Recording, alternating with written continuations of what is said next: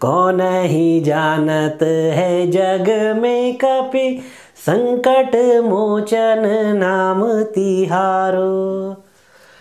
बाल समय रवि भक्षी लियो तब, बाल समय में अपने बाल्यकाल में जिन्होंने रवि भक्षी लियो, सूर्य को भी निगल लिया था। भक्षी अर्थात निगलना, खा लेना। जिन्होंने अपने बाल्यकाल में सूर्य को भी निगल लिया था, सूर्य को भी भक्षी खा लिया था। और यह कोई छोटा संकट नहीं था। सूर्य इस संपूर्ण संसार का उत्पादक है, प्रेरक है। सूर्य इस संपूर्ण संसार की ऊर्जा है। इस संपूर्ण संसार में यत् किंचित जो कुछ भी उत्पन्न होता है वह भगवान सूर्य नारायण का प्रसाद है। और जिन्होंने स्वयं सूर्य नारायण को निगल लिया, जिन्होंने स्वयं सूर्य नारायण को अपने मुख में स्थापित कर लिया, सोचिए उनकी ऊर्जा कितनी अधिक होगी। क्योंकि समस्त संसार यदि ऊर्जावान है तो सूर्य से ऊर्जावान है, और सूर्य को भी यदि कोई निगल ले तो वह सूर्य से भी अधिक ऊर्जावान है।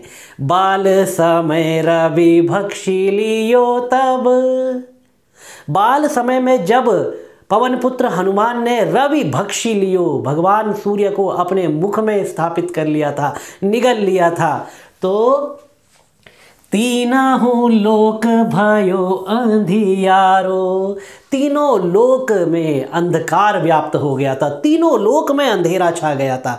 यदि सूर्य को हटा दिया जाए, सूर्य को किसी तरह से ढक दिया जाए, केवल यदि जब वर्षा के बादल आ जाते हैं तो वर्षा के बादल आने के कारण सूर्य किस तरह से अंधकार व्याप्त हो जाता है। और जब सर्दी के दिनों में जब 3-4 दिन तक जब सूर्य नहीं आता है तो इस संसार की हालत क्या हो जाती है। लोग तरस जाते हैं सूर्य की एक किरण पाने के लिए। ऐसे में यदि सूर्य पूरी तरह से गायब हो जाए तो सोचिए इस संसार में कितना बड़ा संकट उत्पन्न हो जाएगा। और स्वयं सूर्य पर कितना बड़ा संकट है कि सूर्य को किसी ने निगल लिया है।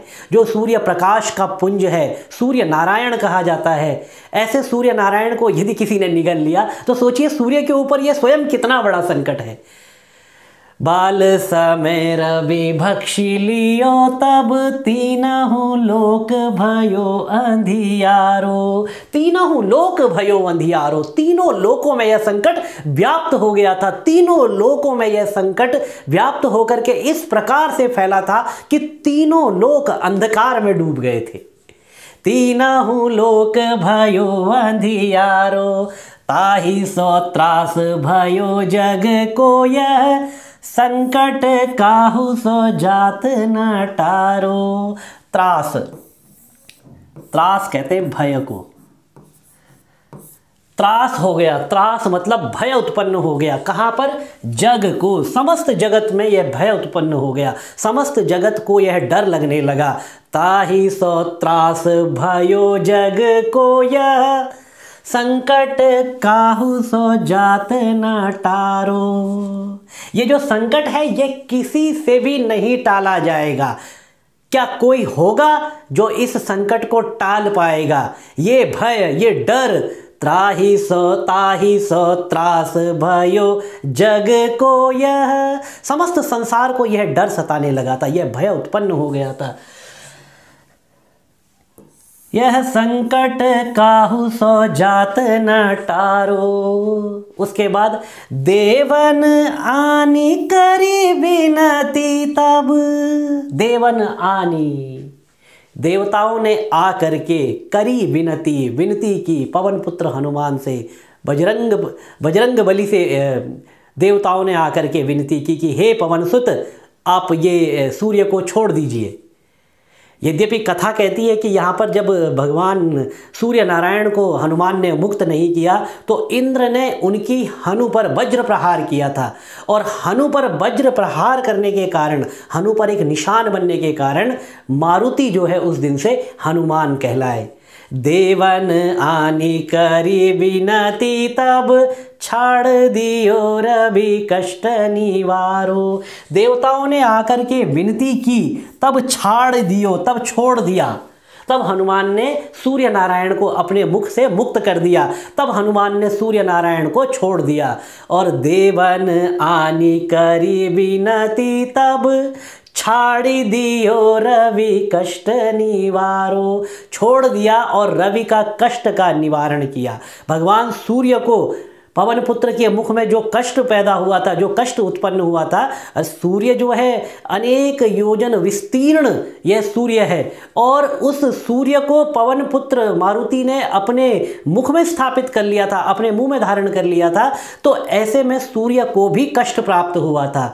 तो देवताओं की विनती पर देवन आनी करी विनती, तब छाड़ी दियो, तब छोड़ दिया रवि कष्ट निवारो, रवि के कष्ट का निवारण किया, सूर्य के कष्ट का निवारण किया। हनुमान इसी तरह से प्रत्येक व्यक्ति के कष्ट का निवारण करते हैं। कोई भी व्यक्ति बड़ी से बड़ी मुश्किल में फंसा हो, बड़ी से बड़ी मुसीबत में हो, वहाँ पर हनुमान उसको उस मुसीबत से, उस कष्ट से, उस संकट से बाहर निकालते हैं। उसके संकट का मोचन, मोचन अर्थात छुड़ा देना, त्याग कर देना। हनुमान उसके संकट का मोचन करवा देते हैं, मोक्षण करवा देते हैं, उसको उस संकट से पार निकाल देते हैं। इसीलिए यह संसार कहता है, कौन ही जानत है जग में कपि, संकट मोचन नाम तिहारो।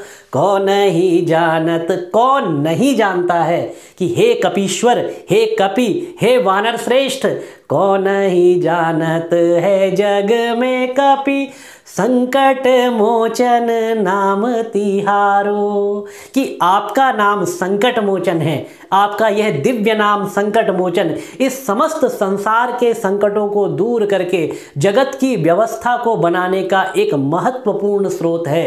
हे पवनसुत, हे बजरंगबली, हे संकट मोचन, हमारे जीवन के संकटों को भी इसी तरह से दूर करते रहना, इसी तरह से अपनी कृपा अपने सभी भक्तों पर बना करके रखना। इसी शुभकामना के साथ ओम श्री हनुमते नमः।